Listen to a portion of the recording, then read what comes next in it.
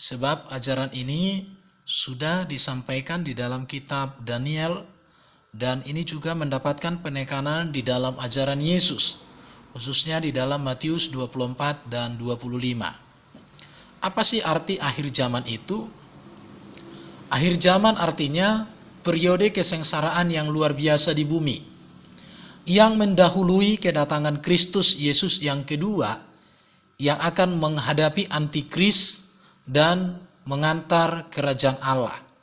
Jadi akhir zaman berarti ada sesuatu hal yang luar biasa yang akan terjadi, dan ini sebagai pendahuluan di mana Kristus akan datang sebagai raja di atas segala raja, di mana kedatangan yang pertama melalui rahim perawan Maria untuk memberikan keselamatan, ajaran, teladan hidup yang benar, dan untuk menebus manusia.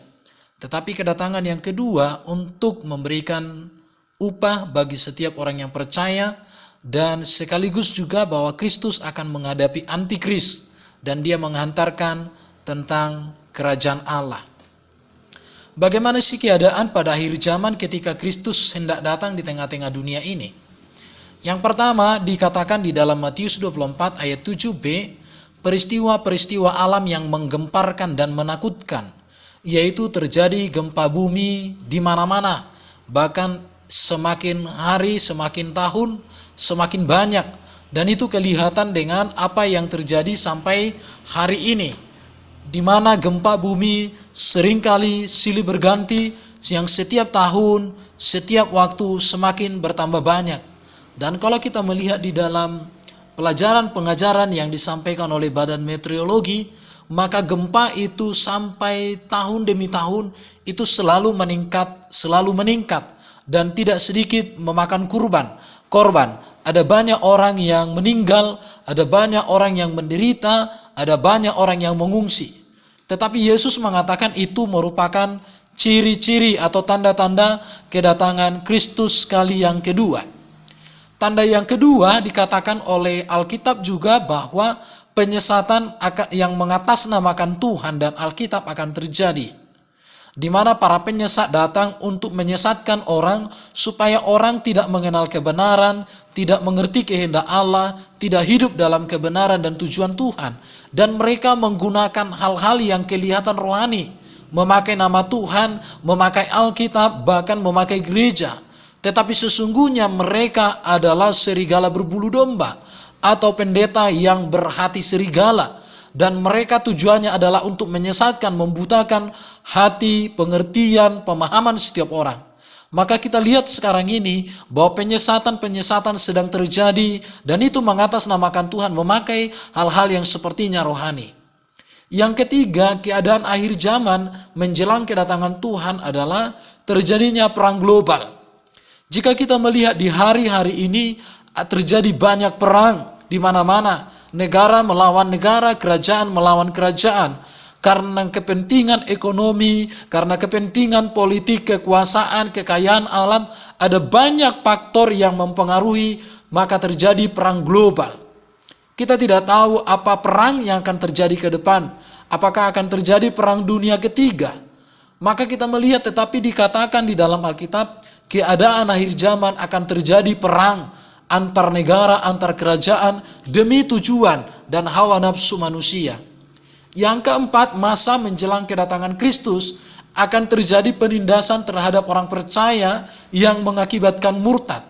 Hal ini sangat mengerikan tentunya. Kita melihat di hari-hari ini ada banyak penganiayaan yang terjadi kepada orang-orang benar, yang ditindas tidak boleh beribadah, ditindas tidak boleh melakukan banyak hal, dan ke depan akan semakin intens, akan semakin mengerikan, akan ditindas secara ekonomi, akan ditindas dari kebebasan untuk melakukan ibadah. Yang berikutnya, tanda-tanda menjelang kedatangan Kristus yang kelima adalah hidup manusia tanpa kebenaran, di mana ada banyak orang yang durhaka kepada Tuhan, durhaka kepada orang tua di dalam kehidupannya. Kita melihat di hari-hari ini tidak ada kasih di dalam hati orang. penuh dengan kebencian, penuh dengan amarah, penuh dengan permusuhan, tidak suka bergaul karib dengan orang lain, suka menyendiri, dan lain sebagainya, bahkan berkata tidak membutuhkan Tuhan. Hidupnya adalah dikuasai oleh diri sendiri, hidupnya untuk tujuan dirinya sendiri. Dia tidak butuh Tuhan, tapi dia butuh uang, dia butuh kebebasan. Demikian juga dengan orang tua. Ada banyak orang yang menentang orang tua mereka. Tetapi jika kita melihat bahwa masa menjelang kedatangan Tuhan, untuk poin kedua sampai dengan kelima, yaitu penyesatan mengatasnamakan Tuhan, perang global, penindasan terhadap orang-orang percaya yang mengakibatkan banyak orang murtad, manusia hidup tanpa kasih dan tanpa kebenaran, mereka hidup dalam kedurhakaan.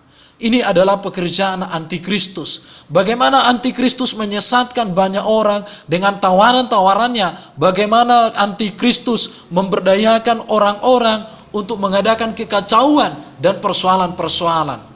Yang berikutnya kita melihat menjelang kedatangan Tuhan. Dikatakan matahari, bulan padam, bintang-bintang berjatuhan, sehingga terjadi kehancuran dan kerusakan di bumi.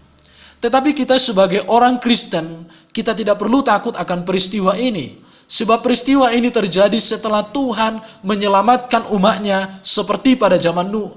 Di mana pada zaman Nuh, ketika Allah menghukum alam semesta, Nuh sudah ditaruh di tempat yang aman, diselamatkan oleh Tuhan. Memang dikatakan oleh Yesus akhir zaman matahari, bulan padam, dan bintang-bintang berjatuhan. Ini tentu mengerikan. Tetapi bagi orang yang percaya tidak akan merasakan, tidak akan mengalami peristiwa ini. Sebab hal ini hanya akan dialami oleh mereka yang tidak memiliki Kristus di dalam hidupnya, yang tidak taat dan tidak percaya kepada Kristus sebagai juru selamat yang ditetapkan dan diutus oleh Allah. Penghukuman ini tunggu sangat mengerikan, tetapi ini tidak akan dirasakan oleh orang-orang yang percaya. Oleh karena itu, apa yang harus dilakukan oleh orang Kristen di tengah-tengah kehidupan akhir zaman yang mengerikan ini? Bagaimana terjadi persoalan demi persoalan, bagaimana terjadi perang demi perang, keadaan ekonomi, bahkan penganiayaan dan penindasan. Maka yang harus dilakukan orang Kristen adalah bertahan dalam iman, tetap sungguh-sungguh, tetap setia kepada Tuhan, dan satu lagi, terus memberitakan Injil, terus menyatakan kasih Allah. Dan yang berikut, kita perlu meneladani hidup Nuh. Bagaimana Nuh, ia setia kepada Tuhan, ia benar di hadapan Tuhan. Kita tahu bahwa Nuh sangat sedikit orang yang benar, tetapi bagaimana dia bertahan di tengah-tengah bangsa yang bejat, di tengah-tengah bangsa yang hidup dalam dosa, di tengah-tengah bangsa yang dikuasai kedagingan. Tapi Nuh setia, dia sungguh-sungguh percaya kepada Tuhan. Dia setia mengerjakan tugas yang Tuhan berikan kepadanya. Dia setia menantikan dan berjaga-jaga menyambut Sang Raja kita Kristus datang. Itu yang harus kita lakukan. Kita harus setia mempergunakan karunia-karunia Tuhan yang Tuhan berikan kepada kita untuk kemuliaan namanya.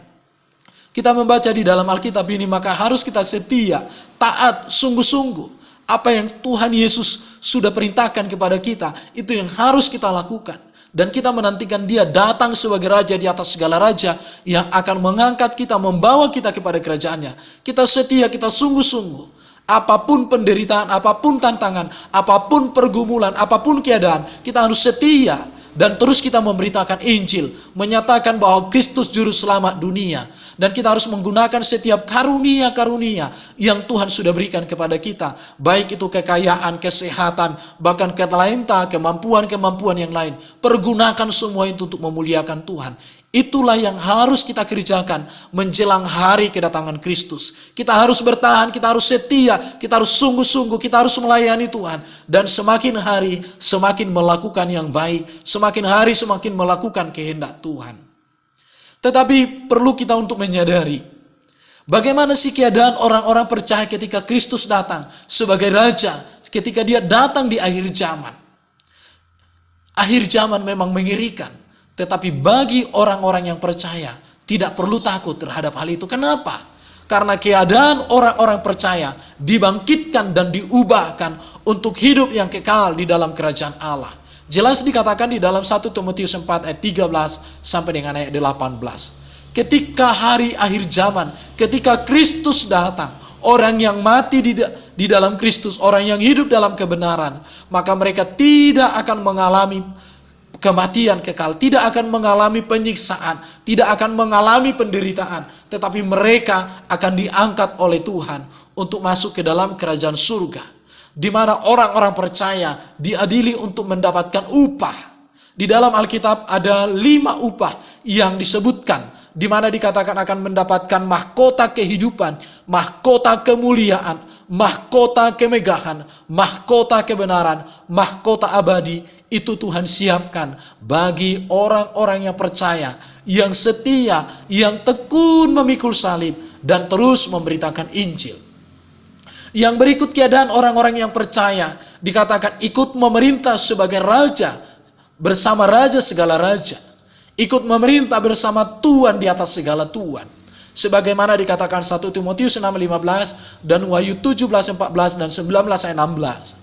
Di mana dikatakan bahwa orang-orang percaya ikut memerintah bersama raja segala raja, bersama Tuhan di atas segala Tuhan. Dan harus kita mengetahui bahwa di kerajaan Kristus, di mana kita memerintah bersama-sama dengan Dia, di sana hanya ada kebenaran. Di sana hanya ada keadilan, di sana hanya ada kesejahteraan sosial, di sana hanya ada kemakmuran ekonomi, di sana ada kemakmuran pengetahuan rohani, di mana kita mengalami hadirat Allah, mengalami kasih Allah, menikmati kemuliaan Allah. Di dalam kerajaan surga tidak ada hal-hal daging, tidak ada di sana hal-hal duniawi, tidak ada di sana hal-hal yang membuat seperti di dunia ini. Tidak ada di sana pesta-pesta yang aneh-aneh, tidak ada. Tetapi kita menikmati hadirat Tuhan, kita menikmati kasih Allah. Itulah yang ada di surga, dan itu yang memuaskan, membawa kita sungguh-sungguh berbahagia. Tetapi ketika kerajaan Allah dinyatakan, maka apa yang akan terjadi dengan orang-orang yang tidak percaya? Jelas dikatakan orang percaya ikut orang yang tidak percaya akan dibinasakan. Saat matahari bulan menjadi gelap, bintang-bintang berjatuhan, maka dikatakan bahwa orang-orang yang menolak Kristus sebagai juru selamat, mereka akan ikut dibinasakan di sana, ikut merasakan penderitaan itu. Bahkan dikatakan yang mati akan dibangkitkan untuk dihukum, dan mereka akan diadili untuk mendapatkan hukuman, yaitu kebinasaan. Mereka akan dibuang ke lautan api untuk selama-lamanya, dan di sana mereka akan menderita, mengalami penyiksaan, mengalami penderitaan, penindasan yang sangat mengerikan selama-lamanya. Sungguh berbahagialah kita yang percaya dan memiliki Kristus sebagai juru selamat. Oleh karena itu mari kita setia, sebagaimana dikatakan Matius 6 ayat 27. Sebab anak manusia akan datang dalam kemuliaan Bapanya, diiringi malaikat-malaikatnya. Pada waktu itu Ia akan membalas setiap orang menurut perbuatannya. Yesus berkata akan datang segera. Peganglah apa yang ada padamu, supaya tidak seorang pun mengambil mahkotamu. Mari kita sebagai orang yang percaya kepada Kristus, tekunlah, setialah, beritakanlah Injil, supaya mereka yang belum memiliki keselamatan, mereka tertolong dan diselamatkan oleh Kristus. Melalui pemberitaan yang kita beritakan, iman dan percaya mereka bertumbuh sungguh-sungguh kepada Tuhan. Mari kita semua setia kepada Kristus. Kedatangan Tuhan pasti terjadi. Seperti pada zaman Nuh, ada banyak orang berkata tidak mungkin, ada banyak orang berpoya-poya, tetapi itu pasti terjadi. Nantikanlah kedatangan Kristus dengan setia. Amin. Haleluya. Terpujilah Tuhan. Amin.